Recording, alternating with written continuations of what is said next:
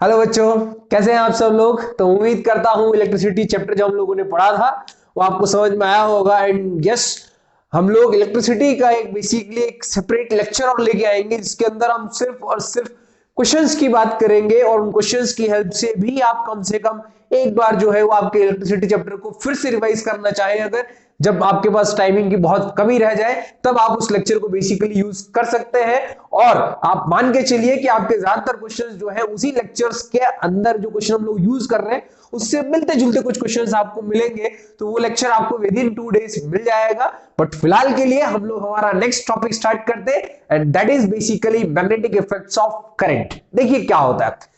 अब ये सारी कहानी जो है ना बेटा, वो बेसिकली शुरू कहां से होती है। तो ये सारी कहानी बेसिकली आपके ओरस्टेड के एक एक्सपेरिमेंट के साथ शुरू होती है, जिसकी कहानी जो कुछ है वो कुछ इस तरीके की है। देखिए थोड़ा सा कि आपके पास एक सर्किट कुछ इस टाइप का दिया हुआ है, ये आपके पास बैटरी लगी हुई है, रेजिस्टेंस है, और सर्किट के अंदर जो है वो बेसिकली क्या कर रही है, तो हमारी करंट फ्लो कर रही है। ठीक हो गया, ये इतना सा एक सेटअप है। और फिर हम करते हैं क्या है कि इस करंट कैरिंग वायर के अराउंड यहां पे लाके एक मैग्नेटिक कंपास रखते हैं, और वो मैग्नेटिक कंपास जब इसके अराउंड पास में लाके रखते हैं तो वो अपनी ओरिजिनल डायरेक्शन जो यहां होनी चाहिए उससे कहीं डिफ्लेक्ट हो जाता है कुछ इस तरीके से।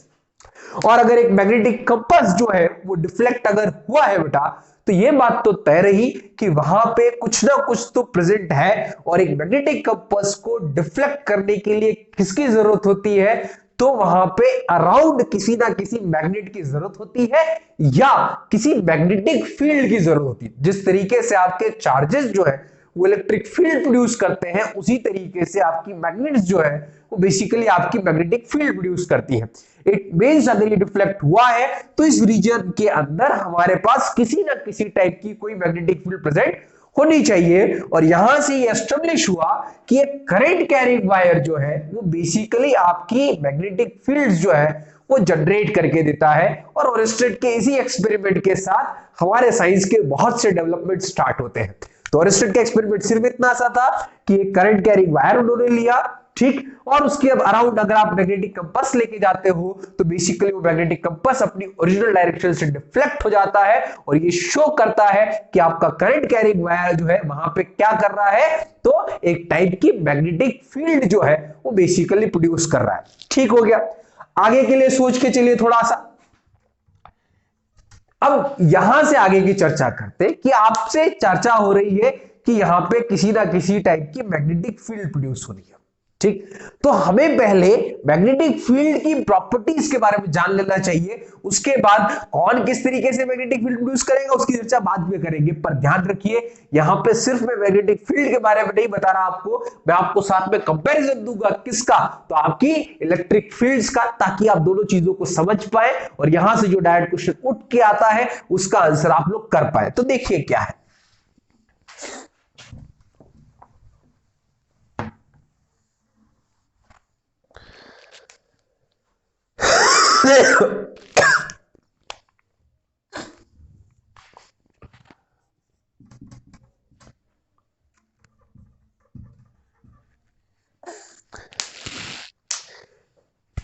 देखिए बेटा क्या होता है, जब आप इलेक्ट्रिक फील्ड और मैग्नेटिक फील्ड को कंपेयर कर रहे हैं तो इनके अंदर कुछ सिमिलरिटीज है और इनके अंदर बेसिकली कुछ डिसिमिलरिटीज भी है।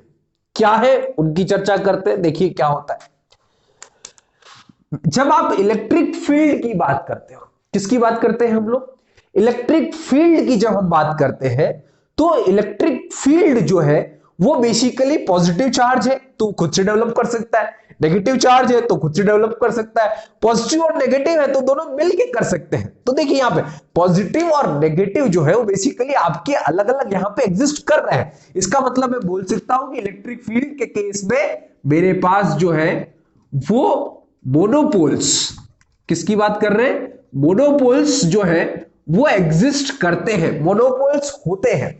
पर जब आप मैग्नेट की बात करते हैं ना, तो ध्यान दीजिए, अगर आपके पास कोई बार मैग्नेट है, उस बार मैग्नेट को अगर आप तोड़ दें तो तोड़ने के बाद भी वहां पे उस मैग्नेट के दो पोल रहेंगे, एक नॉर्थ और एक साउथ। मतलब आपकी मैग्नेटिक फील्ड की जब आप चर्चा करते हैं तो यहां पे नेसेसिटी है, यहां पे नेसेसिटी है कि यहां पे दोनों पोल्स जो है वो एक साथ एग्जिस्ट करेंगे। इसका मतलब यहां पे मैग्नेटिक फील्ड्स के केस में किसी टाइप का कोई मोनोपोल नहीं होता, यहां पे सिर्फ और सिर्फ क्या होते हैं, तो आपके डाइपोल एग्जिस्ट करते हैं।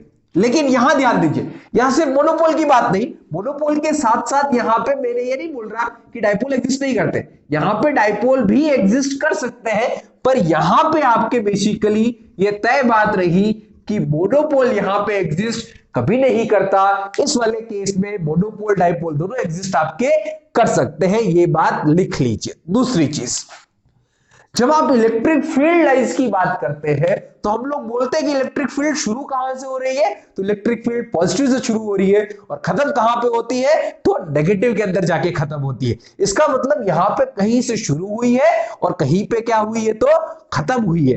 पर ध्यान दीजिए, ऐसा कभी हुआ है क्या, पॉजिटिव से चालू हो, नेगेटिव के अंदर जाए और नेगेटिव से निकल के वापस कभी पॉजिटिव के अंदर आ जाए, ऐसा नहीं होता। तो ध्यान रखिए, इलेक्ट्रिक फील्ड के केस में हम लोग लिख सकते हैं does not form closed loops. यहां पे किसी टाइप के कोई क्लोज लूप यहां पे एग्जिस्ट नहीं करते हैं। यहां पे जब मैं आपको डायग्राम बनाऊंगा तो आपको और क्लियर हो जाएगा कि क्या होता है, बट फिलहाल के लिए यहां पे ध्यान दीजिए कि यहां पे आपके क्लोज्ड लूप जो है वो बेसिकली एग्जिस्ट करते हैं। ये बात हमारी इंपॉर्टेंट है, हमको पता होनी चाहिए। तीसरी काम की चीज ध्यान दीजिए, अगर आपके पास फील्ड लाइंस का डायग्राम बनाया हुआ है तो फील्ड लाइंस के डायग्राम को देख के कैसे बताएं कि कहां पे स्ट्रेंथ ज्यादा है और कहां पे कम है। तो ध्यान दीजिए, आपकी स्ट्रेंथ जो है बेसिकली डायरेक्टली प्रोपोर्शनल होती है नंबर ऑफ फील्ड लाइंस के ऊपर। ध्यान दीजिए, आपकी जो स्ट्रेंथ होती है, किसी भी फील्ड की बात कर लूं मैं, चाहे इलेक्ट्रिक फील्ड की बात कर लूं चाहे मैग्नेटिक फील्ड की बात कर लूं, तो ये थर्ड पॉइंट जो है बेटा वो दोनों का कॉमन है। ध्यान रखिएगा, स्ट्रेंथ जो है वो डायरेक्टली प्रोपोर्शनल होती है नंबर ऑफ फील्ड लाइंस। जहां फील्ड लाइंस ज्यादा होगी वहां पे आपकी स्ट्रेंथ जो है वो भी क्या होगी, ज्यादा होगी। देखिए क्या है, यहां पे मैं एक फील्ड लाइंस ड्रॉ करता हूं, कुछ इस टाइप की दिख रही है। दो पॉइंट दे दिए जाए, एक पॉइंट ये रहा आपका ए और एक पॉइंट ये रहा पॉइंट बी। मैं आपसे पूछूं बताइए फील्ड स्ट्रेंथ कहां ज्यादा होगी, तो हम देख के बोल सकते हैं कि ए पे फील्ड स्ट्रेंथ ज्यादा होगी कंपेयर टू बी। क्यों? क्योंकि फील्ड लाइंस ए पे जो है वो ज्यादा पास पास में है, क्लोज है। तो जहां पे ज्यादा फील्ड लाइंस क्लोज होगी वहां पे स्ट्रेंथ ज्यादा होगी। तो नंबर ऑफ फील्ड लाइंस बोल लीजिए या फिर आप बोल लीजिए closeness of field lines, closeness of field lines. ये बात हमको अलग से पता होनी चाहिए और ये कुछ बेसिक डिफरेंसेस है between electric field and between the magnetic field. तो अगली काम की बात देखिए क्या है, चौथा पॉइंट, जब आप इलेक्ट्रिक फील्ड की बात करते हो तो पॉजिटिव ये रहा, नेगेटिव ये रहा। मान के चलिए कि पॉजिटिव से शुरू हुई फील्ड लाइंस और नेगेटिव पे खत्म हुई।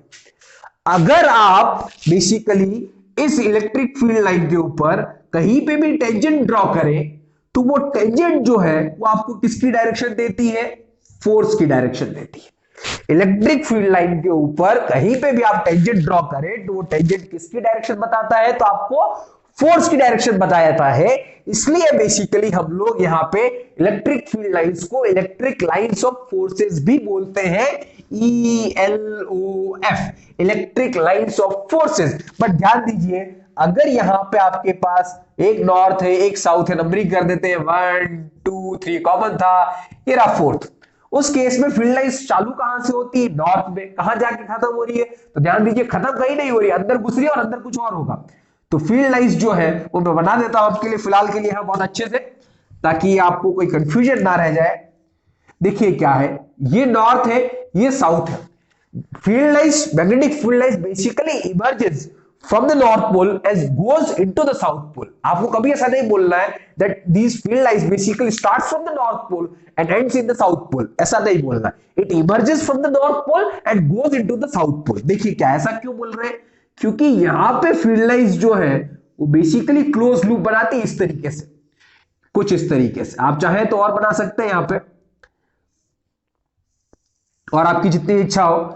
तो ये कुछ इस तरीके से, बट ध्यान दीजिए बाहर की साइड में it goes from north to south, but inside the magnet it goes from south to north. ये बात ध्यान दीजिएगा। अब देखिए क्या यहां पे टेंजेंट पे जब हम लोगों ने एक सॉरी आपकी जो इलेक्ट्रिक फील्ड थी उसके ऊपर जब हमने टेंजेंट ड्रॉ की, तो वो टेंजेंट क्या दे रहा है, तो tangent is basically giving the direction of force.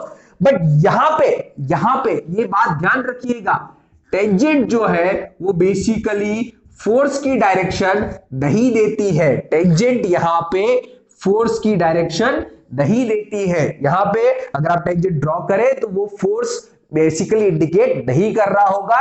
यहां फोर्स निकालने का अलग तरीका है जो हम समय के साथ सीख जाएंगे। देखिए क्या है, ठीक। तो ये बात हमारे कुछ हजम हुई कि पहला पॉइंट हमको बोल रहा है यहां पे मोनोपोल्स एग्जिस्ट करते हैं, डाइपोल भी करते हैं जैसा यहां कर रहा है। यहां पे डाइपोल ही एग्जिस्ट करते हैं, यहां पे मोनोपोल्स एग्जिस्ट नहीं करते हैं। उसी तरीके से ये डिफरेंसेस आपके यहां पे हो गए। अगली बात की फिफ्थ पॉइंट बोलता है आपको कि बेसिकली आपकी इलेक्ट्रिक फील्ड लाइंस हो चाहे मैग्नेटिक फील्ड लाइंस, ये कॉमन पॉइंट है, फिर से ये डिफरेंस नहीं है, ठीक। आपकी चाहे इलेक्ट्रिक फील्ड लाइंस हो चाहे आपकी मैग्नेटिक फील्ड लाइंस हो, वो फील्ड लाइंस बेसिकली आपस में कभी इंटरसेक्ट नहीं करती। ये पॉइंट कॉमन है, ये पॉइंट भी कॉमन था, तो हम लोग लिख लेते हैं यहां पे that field lines does not intersect.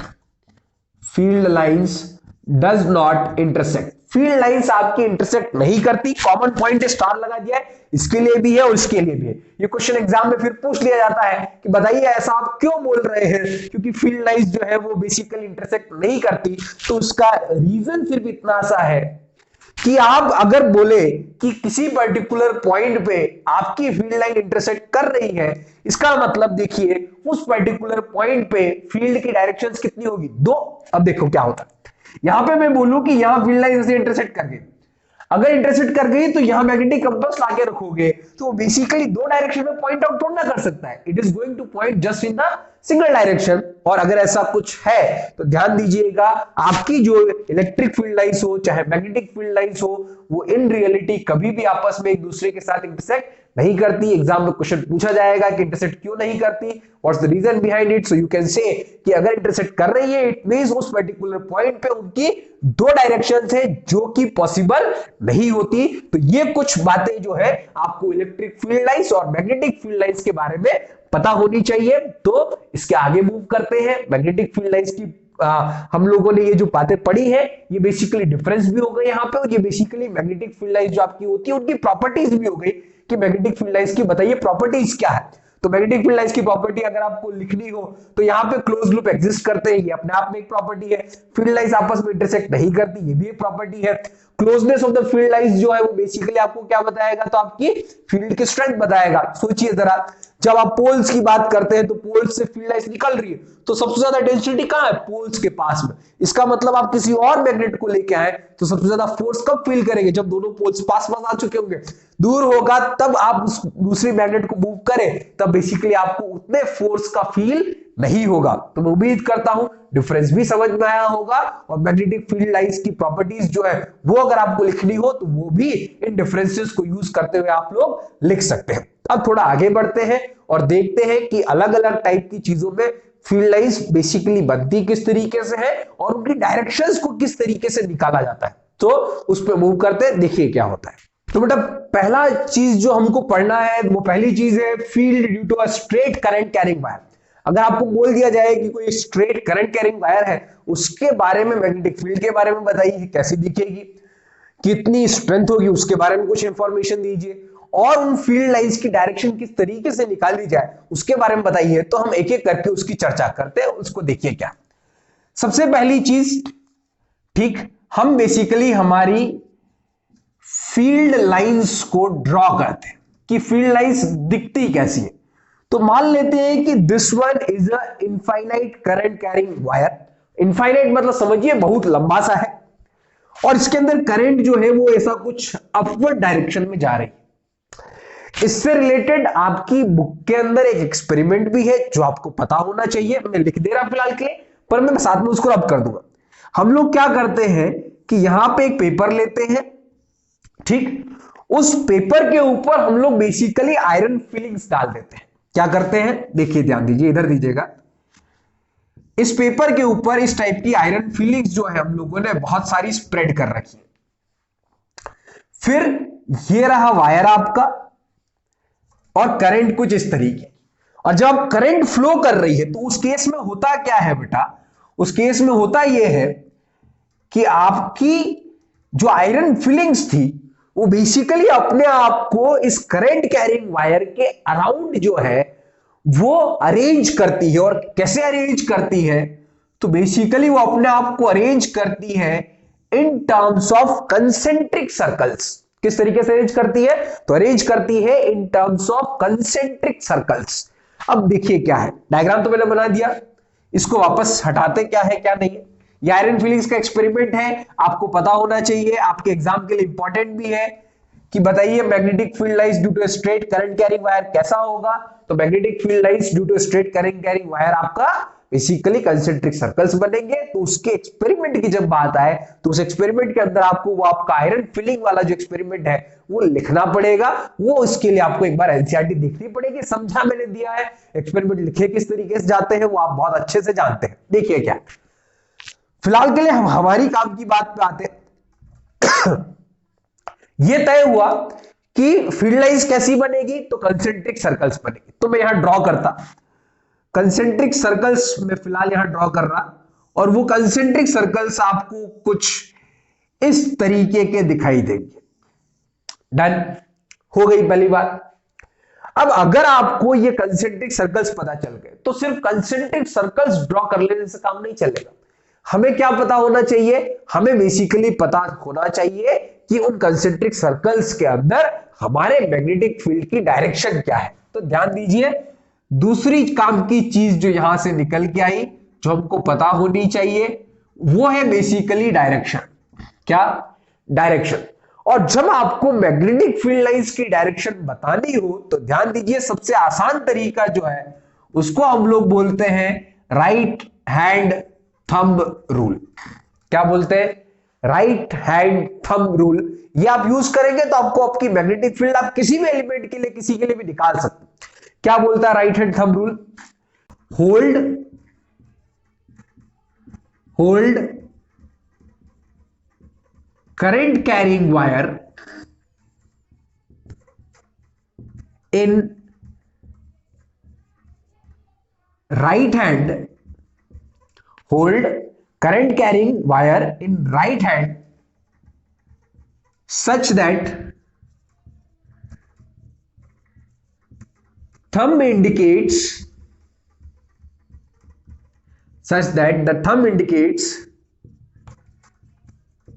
the direction of current, then the curling of fingers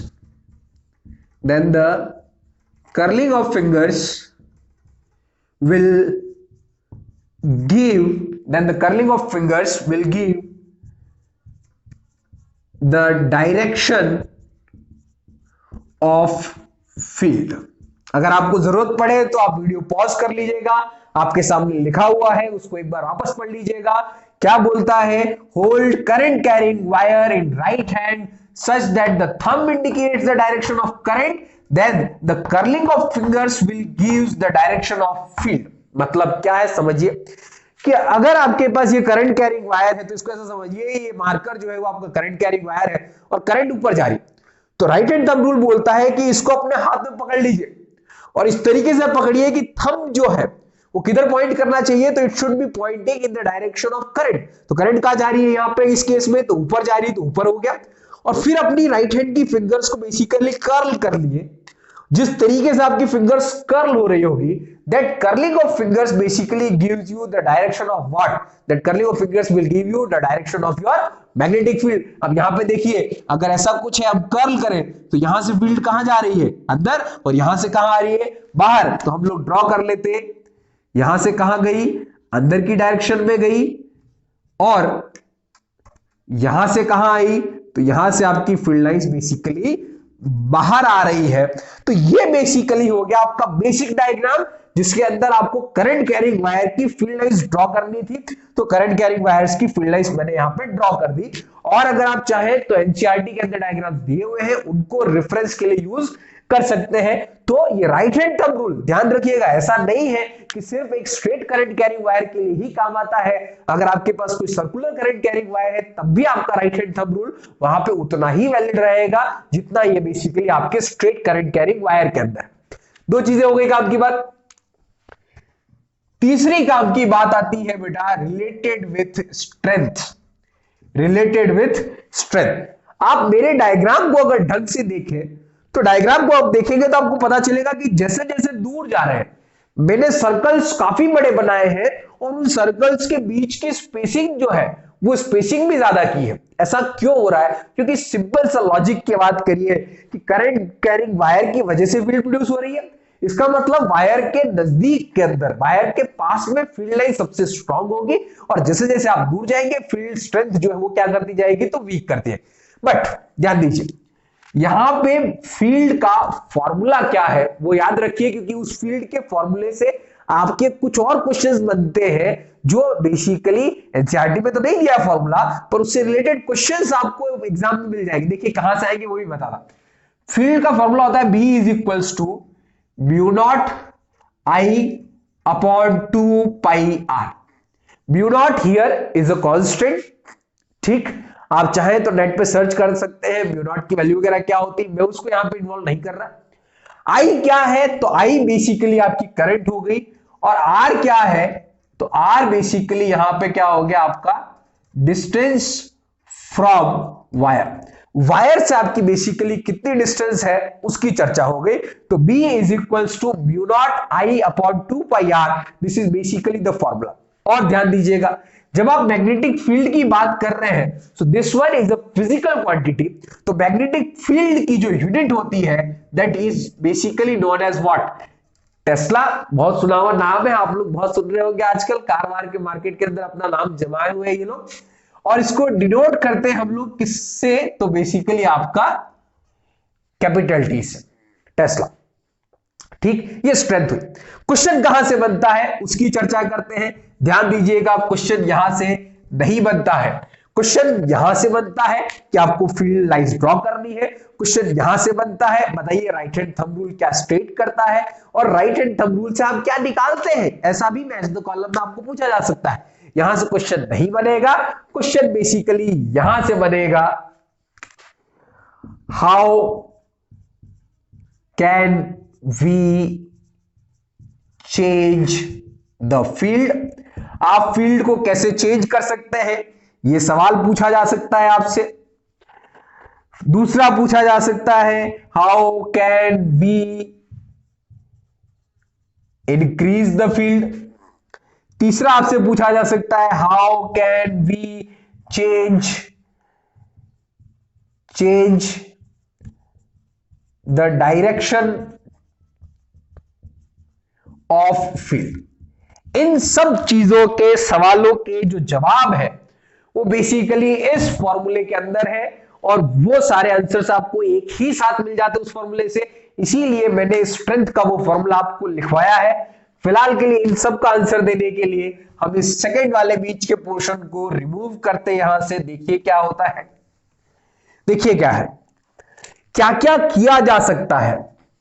अगर आपको फील्ड स्ट्रेंथ बढ़ानी है तो mu naught is a constant जिसके साथ आप कुछ नहीं कर सकते, ये तय बात रही, ठीक। आप क्या कर सकते हैं, तो बी अगर बढ़ाना है तो देखिए magnetic field is directly proportional to current, it means अगर आप करंट को इंक्रीज कर दे, इसका मतलब हम क्या करें, आइदर पहला काम, देखिए एनसीईआरटी के अंदर फॉर्मूला तो नहीं दिया पर ये चीजें फिर दी हुई है, जहां से आपको सवाल पूछता है कि बताइए फील्ड स्ट्रेंथ अगर आपको इंक्रीज करनी है, तो फील्ड स्ट्रेंथ अगर आपको इंक्रीज करनी है तो आप क्या कर सकते हैं, तो फील्ड स्ट्रेंथ अगर आपको इंक्रीज करनी है तो आप करंट को इंक्रीज कर सकते हैं, पहली चीज। दूसरा देखिए आर तो डिस्टेंस फ्रॉम द वायर है, वो तो चेंज होते होते आपकी करंट जो है वो कैसे, सॉरी फील्ड जो है वो क्या होगी, बाय डिफॉल्ट चेंज होगी, उसके अंदर कुछ नहीं, यहां से यहां 2 मीटर है तो वो 2 ही रहने वाला है, ठीक। तो करंट को इंक्रीज कर दीजिए, करंट को इंक्रीज करने पे आपकी मैग्नेटिक फील्ड जो है वो क्या हो जाएगी, तो इंक्रीज हो जाएगी। दूसरा चीज देखिए, आप फील्ड को चेंज कैसे कर सकते हैं, ठीक, या उसकी डायरेक्शन को कैसे चेंज कर सकते हैं। तो देखिए राइट हैंड थंब रूल के अंदर क्या बोला जा रहा था, राइट हैंड थंब रूल के अंदर बोला जा रहा था कि करंट कैरिंग वायर की डायरेक्शन में अपने थंब को रखिए और राइट हैंड में पकड़ लीजिए। इसका मतलब थंब एक इंपॉर्टेंट फैक्टर है, क्योंकि ये डायरेक्शन किस में पॉइंट कर रहा है, it is pointing in the direction of current. इसका मतलब डायरेक्शन करंट की चेंज हो जाए। तो देखिए जब ऊपर था तो फिंगर्स ऐसे कर लो रही थी, इस साइड से फील्ड अंदर आ रही थी और इस साइड से फील्ड बाहर जाएगी। बट जब आपकी करंट को ही डाउनवर्ड कर दीजिए, कर दीजिए डाउनवर्ड, अब क्या होगा, आप फिंगर्स ऐसे रोटेट करें। इसका मतलब जहां फील्ड पहले अंदर जा रही थी अब फील्ड कहां आ रही है, बाहर आ रही है। इसका मतलब आपको फील्ड को चेंज करना है, तो उस फील्ड को चेंज करने का एक और तरीका है, आप क्या कर दीजिए, चेंज डायरेक्शन ऑफ करंट। आप करंट की डायरेक्शन को चेंज कर दीजिए, तो बेसिकली आपकी फील्ड स्ट्रेंथ जो है, सॉरी फील्ड लाइंस जो है, उनकी भी डायरेक्शन अपने आप जो है वो बाय डिफॉल्ट क्या कर जाएगी, तो चेंज कर जाएगी। तो इस टाइप के कुछ छोटे छोटे क्वेश्चंस आपके अलग से पूछे जाते हैं जो आपको पता होने चाहिए, ये आपको ड्रॉ करना आना चाहिए। राइट हैंड थंब रूल क्या स्ट्रेट कर रहा है वो आपको पता होना चाहिए, और इन छोटे सवालों के आंसर्स आपको पता होना चाहिए, क्योंकि पेपर इस बार पैटर्न बदल रहा है, एमसीक्यूज और ज्यादा इंट्रोड्यूस होने वाले हैं शायद से इस बार, और उस केस में हमको ये छोटी छोटी सी बातें बहुत अच्छे से बारीकी से पता होनी चाहिए, जो कि हम एनसीईआरटी से खोद खोद के लेके आए आपके लिए। तो बेटा दूसरा जो हमारा पॉइंट है वो बेसिकली आपका है field due to current carrying loop. मतलब अब तक हम जो बात कर रहे थे वो किसकी बात कर रहे थे, तो एक स्ट्रेट वायर की बात कर रहे थे, पर अब किसकी चर्चा करने वाले हैं, तो लूप की चर्चा करने वाले हैं। देखिए क्या है, फिलहाल के लिए जो लूप है वही पॉइंट बाय पॉइंट अपन बात करते हैं। हमको बेसिकली फील्ड लाइंस को ड्रॉ करना है, तो अगर हम लूप लें तो मैं लूप थोड़ा आपके लिए सिंप्लीफाइड फॉर्म में ऐसा कुछ बना दे रहा इस तरीके से। डायग्राम्स के लिए मैं आपसे सॉरी बोलना चाहूंगा, आप लोग प्लीज एनसीईआरटी से जरूर देख लें, क्योंकि वहां से अगर आप देख के डायग्राम बनाएंगे तो आपका कोई एक सिंगल मार्क्स डिडक्ट नहीं कर सकता। तो डायग्राम्स की प्रैक्टिस जरूर कर लीजिएगा। हम लोग सिर्फ बेसिकली बेसिक्स की बात कर रहे हैं कि डायरेक्शंस आएगी किस तरीके से। देखिए क्या है, करंट बेसिकली अगर आप बैटरी देखें तो इसके अंदर कुछ इस तरीके से फ्लो कर रही होगी। अब करंट अगर इसके अंदर इस तरीके से फ्लो कर रही होगी तो यहां पे मैग्नेटिक फील्ड्स की डायरेक्शन क्या होगी, तो उसकी डायरेक्शन बताने के लिए आप अपना राइट हैंड थंब रूल यहां यूज कर सकते हैं। ध्यान दीजिएगा कैसे कर सकते हैं। इस नए से सेक्शन को देखिए क्या है, इस नए से सेक्शन को अगर देखेंगे तो फील्ड लाइंस कहां जा रही है, नीचे, सॉरी करंट कहां है, नीचे। कर्ल करिए फिंगर्स को, तो अंदर की डायरेक्शन में तो ये अंदर जाती हुई, और इस बाहर वाले रीजन में कहां आ रही है, तो बाहर आ रही है। तो फील्ड लाइंस को बेसिकली मैं यहां पे कुछ ड्रॉ करने की कोशिश करता।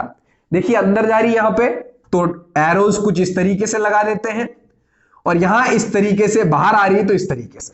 यहां की चर्चा करते बनेंगे, तो यहां पे भी कंसेंट्रिक सर्कल्स ही। देखिए क्या यहां पे क्या हो रहा है, यहां करंट ऊपर है, अब कर्ल करिए, कर्ल करेंगे तो कुछ इस तरीके से, मतलब इस रीजन के अंदर, तो यहां पे भी कहां गई, अंदर, और इधर कहां आई, बाहर। क्वेश्चन पूछेगा यहां से, पहला क्वेश्चन जो बनता है आप बहुत अच्छे से नोटिस करिए, inside the loop, inside the loop अगर आप फील्ड देखें तो इस वाले सेक्शन की वजह से भी अंदर जा रही है, इस वाले सेक्शन की वजह से भी अंदर जा रही है। आप ऊपर का भी ड्रॉ करेंगे तब भी आपको अंदर जाते हुए मिलेगी।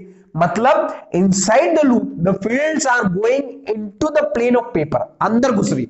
और ध्यान दीजिएगा यहां पे एक और तरीका है फील्ड लाइंस को ड्रॉ करने का। यहां पे क्योंकि अंदर जा रही है तो मैं बेसिकली एक क्रॉस से शो कर सकता हूं कि magnetic field inside the loop कहां है, अंदर, और आउटसाइड द लूप कहां है, तो डॉट हम शो करेंगे, और कहां आ रही है, तो बाहर। डॉट हमेशा इंडिकेट करता है something which is coming out, और क्रॉस हमेशा शो करता है something which is going in. ठीक, तो लूप के अंदर पूछेगा तो फील्ड कहां गई, अंदर। लूप के बाहर पूछेगा तो फील्ड कहां आ रही है, बाहर। ध्यान दीजिएगा ऐसा हमेशा ट्रू हो ऐसा जरूरी नहीं है, वो यहां पे मैं दिखा रहा हूं। इस केस में करंट इस तरीके से फ्लो कर रही है। ध्यान दीजिए, लॉजिकली सोचिए कि करंट की डायरेक्शन को रिवर्स करने पे मैग्नेटिक फील्ड की डायरेक्शन रिवर्स होती है। इसका मतलब यहां पे करंट अगर इस तरीके से फ्लो ना हो के इस तरीके से फ्लो होने लग गई तो अंदर की डायरेक्शन में अब फील्ड कहां होगी, बाहर आती हुई, जो आपको पता होनी चाहिए। दूसरी चर्चा करते हैं यार, यहां पे एक तरीका और है। जब भी लूप दिखे, अब लूप में अगर सर्कल दिखे तो ऐसा नहीं है, आपको स्क्वायर लूप दिखे, रेक्टेंगल लूप दिखे, कैसा भी दिखे उससे कोई फर्क नहीं पड़ता। अगर आप लूप की चर्चा कर रहे हैं तो यहां पे लूप के केस में एक तरीका और है, एग्जाम में इसको लिख के मत आना भैया, एनसीईआरटी के अंदर ये दिया हुआ नहीं है। आपको लिख के अगर आना है तो आपका राइट हैंड थंब रूल आप लिख के आइएगा, ये वाला लिख के मत आइएगा। ये सिर्फ आप लोगों को सिखा रहा हूं, क्लास 12 में आपके काम आएगा। और यहां पे भी डायरेक्शन निकालने के लिए, यहां पे भी डायरेक्शन निकालने के लिए हमारे पास एक राइट हैंड रूल है। क्या है? Right hand rule. ये थंब रूल नहीं है, राइट हैंड रूल है। क्या बोलता है देखिएगा, कर्ल फिंगर्स, ये थोड़ा आसान पड़ता है इसलिए, curl fingers in the direction of current then thumb gives the direction of field inside the loop। Loop के अंदर फील्ड का होगी वो आपको थंब से पता चल जाएगा। देखिए क्या है, यहां पे अगर आप देखें तो करंट कैसे फ्लो हुई, ऐसे राइट हैंड लीजिए, फिंगर्स को बेसिकली घुमाइए कुछ इस तरीके से कि करंट की डायरेक्शन में घूमे। करंट कैसे घूम रही है? ऐसे। तो फिंगर्स को कुछ इस तरीके से रोटेट करिए, और इस तरीके से रोटेट करेंगे तो आप देखिए थंब कहां है आपका, थंब कहां आ रहा है? थंब बेसिकली आपका अंदर पॉइंट कर रहा है। इसका मतलब फील्ड लाइंस इस रीजन में कहां होनी चाहिए? अंदर। और वही हमारा पहले भी आया था। तो ये भी आपके लिए एक आसान तरीका है जिसको यूज करके आप बेसिकली बता सकते हैं। ओ माय गॉड, में चालू किया था क्या? हाँ, तो ये भी आपके पास एक तरीका है जिसको यूज करके आप बेसिकली आपकी मैग्नेटिक फील्ड की डायरेक्शन को बता सकते हैं। पर लूप के लिए, स्ट्रेट वायर के लिए बेसिकली आपका एप्लीकेबल नहीं होगा। ठीक। तीसरी काम की बात लाते हैं भैया, लाते बिल्कुल लाते हैं, स्ट्रेंथ। स्ट्रेंथ होती है बेटा n times mu not I upon 2r। ध्यान दीजिएगा यहां पे r जो है वो रेडियस ऑफ लूप है, या डिस्टेंस फ्रॉम द वायर नहीं है, it is radius of the loop. I current हमको पता है, और n क्या है? तो n यहां पे हमारे नंबर ऑफ लूप्स है। क्या? अरे ये सिंगल लूप ही बनाओगे, जरूरी थोड़ा है एक वायर को कर्ल किया, एक और कर दिया मजा आ रहा था, तीसरे को और कर दिया मजा आ रहा था, तो कर सकते हो ना भैया, कोई दिक्कत वाली बात नहीं है। ठीक। तो n क्या हुए? तो नंबर ऑफ लूप्स हुए। और ये फील्ड कहां की है?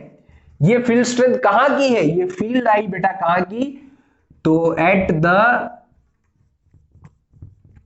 Centre of loop. डन।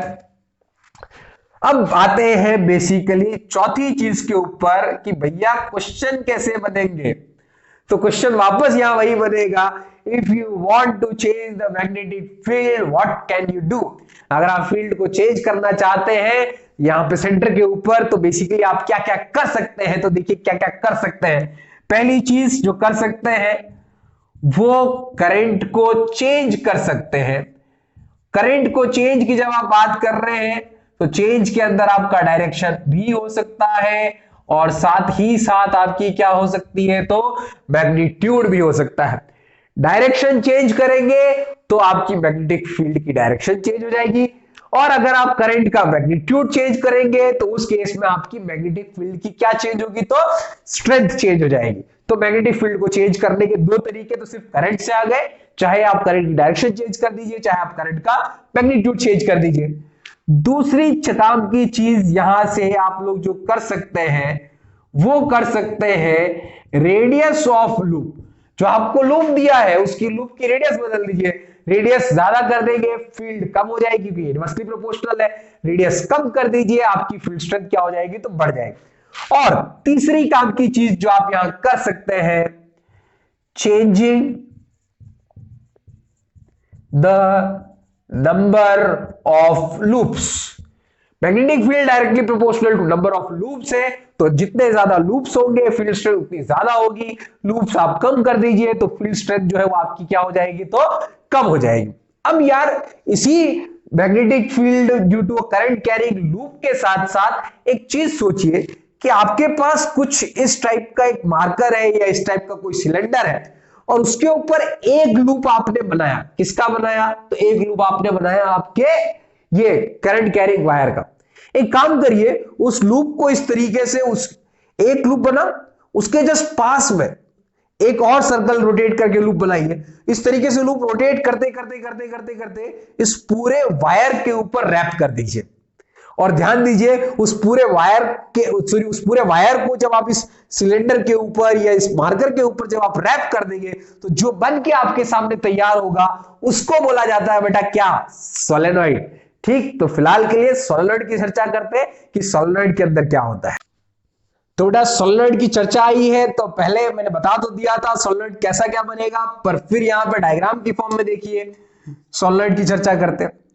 ये आपका कोई सिलेंडर था जिसकी मैं अभी कुछ देर पहले चर्चा कर रहा था। ये रहा आपका सिलेंडर, और इस सिलेंडर के ऊपर जो है वो बेसिकली आपको आपका जो वायर, जो एक लूप बनाया था, वैसे ही बहुत सारे लूप्स बनाने हैं, उस पूरे के ऊपर रैप कर देना। तो देखिए क्या होता है,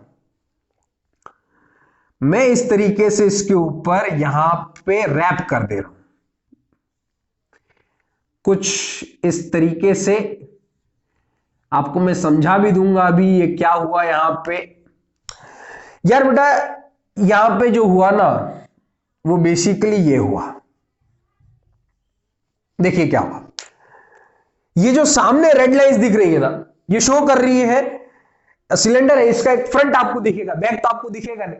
तो ये जो आपके सामने रेड लाइंस दिख रही है ये बेसिकली फ्रंट है, बैक के अंदर ऐसी होगी, मतलब ये वैसे रैप हुआ, यहां से गया, पीछे गया, फिर इसके आगे आया और इस तरीके से आपका रैप होता गया। डन, रैप होता गया, करंट इसके अंदर फ्लो कर रही कुछ इस तरीके से।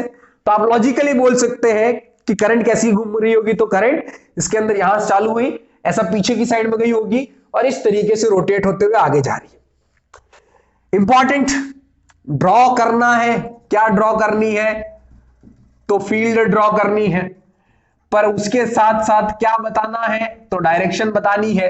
लूप बन रहा है, लूप बन रहा है, तो यहां पे आप आपका राइट हैंड जो रूल है, ठीक, राइट हैंड रूल जो है उसको यूज कर सकते हैं, बहुत आसान मिलेगा। देखिए क्या होता है, करंट क्या थी, करंट बेसिकली यहां पे रोटेट हुई कुछ इस तरीके से, मतलब मैं अगर इसके इस साइड से देखूं तो मेरे लिए करंट कुछ इस तरीके से है, और इस तरीके से, तो देखिए फिंगर्स को रोटेट करिए, फिंगर्स को रोटेट किया तो थंब कहां पॉइंट कर रहा है, इधर, मतलब फील्ड लाइंस इधर है। यहां पे कहां होगी, अगर यहां से बाहर निकल रही तो यहां से अंदर घुस रही होगी, और ऐसा अगर कुछ हुआ तो देखिए क्या होता है। फील्ड लाइंस में यहां ड्रॉ करता आपके लिए, दूसरा कलर लेते, क्लोज लूप तो बनाना ही है, उसकी तो कोई दिक्कत ही नहीं है।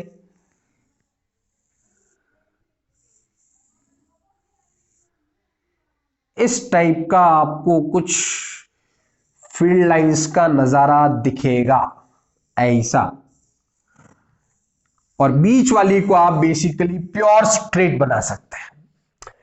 और क्या है, तो शो ही करना है, तो ऐसा ऐसा ऐसा, अंदर में कैसा होगा, तो इस तरीके का। ये चीज हम लोग पता कर चुके हैं, कैसे पता किया, तो उसी को यूज करके राइट हैंड रूल को हमारे कि करंट कैसे थी, इस तरीके से थी, तो फिंगर्स को उस तरीके से कर्ल किया, तब indicates direction of field lines, तो इस तरीके से अंदर है तो इस तरीके से बाहर होगी।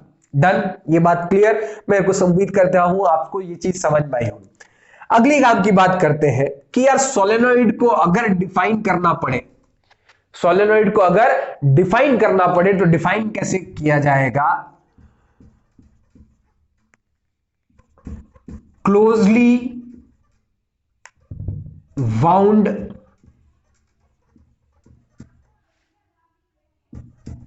Current carrying wire around a cylinder will give rise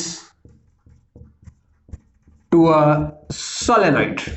क्या मिल जाएगा, जब आप करंट कैरिंग वायर जो है उसको किसी सिलेंडर के ऊपर क्लोजली बाउंड कर दे, you will get an apparatus, या फिर आप इंस्ट्रूमेंट बोल सकते हैं, and that instrument is basically known as solenoid. तीसरी काम की बात चर्चा में लाते हैं, जहां से फिर सवाल बन जाता है कि स्ट्रेंथ की बात की जाए। बेटा बाहर की फील्ड तो मैं नहीं बता रहा, उसकी जरूरत भी नहीं है। इनसाइड मैग्नेटिक फील्ड, इनसाइड ये होता है बेटा म्यू नॉट एन आई, या फिर लिख लीजिए mu naught N I upon N. देखिए क्या है, यहां पे एन हुआ number of turns per unit length, और ये और कुछ नहीं, ये छोटा वाला एन बड़ा वाला एन अपॉन एल है डेफिनेशन के हिसाब से। ढंग से देखें, mu naught is a constant. Number of loops अगर आप चेंज नहीं कर रहे हैं तो बहुत बढ़िया बात है, लूप तो जो है सो रह गए, और करंट आपकी कांस्टेंट हो गई। ध्यान दीजिएगा, इनसाइड पहली काम की चीज, इनसाइड की अगर आप बात करें तो आपकी मैग्नेटिक फील्ड कैसी होगी, तो आपकी मैग्नेटिक फील्ड यूनिफॉर्म होगी। यूनिफॉर्म होगी इसका मतलब क्या हुआ कि सोलेनॉइड के अंदर हर पॉइंट पे मैग्नेटिक फील्ड कैसी है, कांस्टेंट है। और ध्यान दीजिए क्योंकि यूनिफॉर्म है इसीलिए इस सोलेनॉइड के अंदर मैंने फील्ड लाइंस अगर आप ध्यान दें तो आपकी सारी फील्ड लाइंस एक दूसरे के पैरेलल बनाई है, जो कुछ इस तरीके से है। तो आपको क्वेश्चन में एग्जाम पूछा जा सकता है कि मैग्नेटिक फील्ड लाइंस जो है वो सोलेनॉइड के अंदर कैसी होती है, तो यूनिफॉर्म होती है। यूनिफॉर्म का मतलब क्या हुआ, तो स्ट्रेट पैरेलल लाइंस, और हर एक पॉइंट पे मैग्नेटिक फील्ड क्या है, तो आपकी कांस्टेंट है, और कितनी है, तो mu naught N into I. ये बात समझ में आई, ये बात समझ में आई। तो मैं थोड़ा सा यहां रिमूव करता चीजों को, नेक्स्ट चीज आपके लिए लेके आते। ठीक, तो ये इंपॉर्टेंट पॉइंट था, magnetic field inside the current carrying solid जो है वो बेसिकली आपकी यूनिफॉर्म होती है, मतलब कांस्टेंट है। और आपको फील्ड लाइंस अगर आप कांस्टेंट फील्ड लाइंस ड्रॉ करनी हो तो कैसे ड्रॉ करेंगे, तो पैरेलल लाइंस आप ड्रॉ कर दीजिए। पैरेलल लाइंस बेसिकली इंडिकेट्स कि आपकी फील्ड लाइंस यूनिफॉर्म है। तीसरी चीज कि आप बेसिकली सोलेनॉइड जो है उसकी स्ट्रेंथ को कैसे इंक्रीज कर सकते हैं, देखिएगा ध्यान दीजिएगा।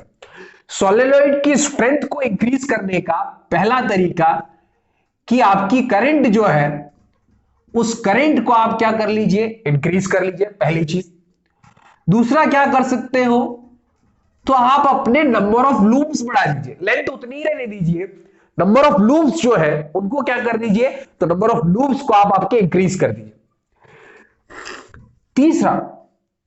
तीसरा बेटा एक इंपॉर्टेंट पॉइंट है जिससे अलग अलग टाइप से क्वेश्चन बनता है। तीसरा कि सॉलिड के अंदर फील्ड जो है उसको किस तरीके से बढ़ाया जा सकता है या स्ट्रेंथ कैसे इंक्रीज कर की जा सकती है, तो उसका एक आसान तरीका और है, put a soft iron core. आप इस मैग्नेट के अंदर एक सॉफ्ट आयरन आप जो आयरन देखते हैं बेटा वो बेसिकली उसके अंदर स्मॉल अमाउंट ऑफ कार्बन मिलाया जाता है जिसकी वजह से उतनी हार्डनेस आती है। अगर आप बेसिक सॉफ्ट आयरन को देखें तो ऐसे तोड़ेंगे तो वो टूट जाएगा। तो सॉफ्ट आयरन जो है वो बेसिकली क्या है, तो it is basically a kind of ferromagnetic material. Ferromagnetic materials कौन होते हैं, तो फेरोमैग्नेटिक मटेरियल्स बेटा वो होते हैं जो बहुत जल्दी मैग्नेटाइज भी हो जाते हैं और उनको मैग्नेटिक फील्ड से निकाल के बाहर रख दो तो बेसिकली डीमैग्नेटाइज भी हो जाएंगे। मैग्नेटाइजेशन का मतलब क्या हुआ, देखिए नॉर्मल आयरन की बात करें तो वो कोई भी मैग्नेटिक प्रॉपर्टी शो नहीं करता, पर उसको जैसे ही फील्ड लाइंस के अंदर लेके आओगे वो बेसिकली अपने आप को कैसा शो करेगा कि भैया मैं खुद अपने आप में क्या हूं, एक मैग्नेट हूं। और जैसे ही फील्ड लाइन से बाहर निकाला it again becomes a normal thing. ठीक, तो पैरामैग्नेटिक मटेरियल्स बेसिकली वो मटेरियल्स है जो बेसिकली मैग्नेटिक प्रॉपर्टीज को बहुत जल्दी एक्वायर भी करते हैं और बहुत जल्दी छोड़ भी देते हैं। तो आपके पास तीसरा एक तरीका है, वो क्या है, तो put a soft iron core inside a solid. तो ये आपके पास एक तरीका और है। और ध्यान दीजिएगा, जब आप सॉफ्ट आयरन कोर पुट कर देते हैं, तो उस केस में आपकी सोलेनॉइड जो है वो बेसिकली क्या कहलाती है, तो उसी सोलेनॉइड को बोल दिया जाता है आपकी क्या, आपकी इलेक्ट्रोमैग्नेट। और इलेक्ट्रोमैग्नेट्स क्या है, तो आपकी सोलेनॉइड का एक कमर्शियल रूप है। मतलब कमर्शियली जब यूज किया जाता है तो यार उस छोटे सोलेनॉइड से आपको बेसिकली किसी को अट्रैक्ट करना है या स्क्रैप को उठा के कहीं डालना है, तो उस केस में आप छोटे सोलेनॉइड से क्या कर पाएंगे, उस केस में आपको उस सोलेनोइड की स्ट्रेंथ बहुत ज्यादा चाहिए, उससे बनने वाली फील्ड जो है बहुत ज्यादा स्ट्रॉन्ग चाहिए होगी, ताकि वो आपके आयरन के स्क्रैप मटेरियल वगैरह जो भी है उनको बहुत अच्छे से अट्रैक्ट कर पाए और अपने साथ बेसिकली फोर्सफुली बाउंड करके रख पाए। और जहां ड्रॉप करना है वहां ले जाइए, करंट को ऑफ कर दीजिए, वो डीमैग्नेटाइज हो जाएगा और आपका स्क्रैप जो है वो बेसिकली उससे बेसिकली रिलीज हो जाएगा।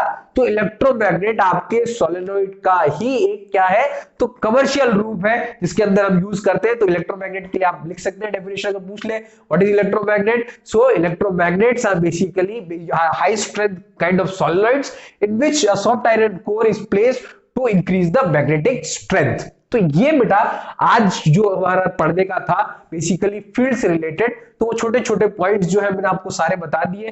पहला हम लोगों ने पढ़ा field due to current carrying wire, दूसरा हम लोगों ने करंट कैरिंग लूप, और तीसरा हम लोगों ने जो पढ़ा वो किसकी हम लोगों ने चर्चा की, तो आपके सोलेनोइड और उसी के साथ में किसकी चर्चा की, तो इलेक्ट्रोमैग्नेट। नेक्स्ट पार्ट के अंदर हम लोग आपके लिए लेके आएंगे कि अगर किसी करंट कैरिंग वायर को मैग्नेटिक फील्ड के अंदर रख दिया जाए तो वो कितना फोर्स एक्सपीरियंस करेगा, और उसी के साथ दो इंपॉर्टेंट टॉपिक इलेक्ट्रिक मोटर और इलेक्ट्रिक जनरेटर जो कि पार्ट 2 में हम लोग कवर करेंगे। So guys, thank you very much.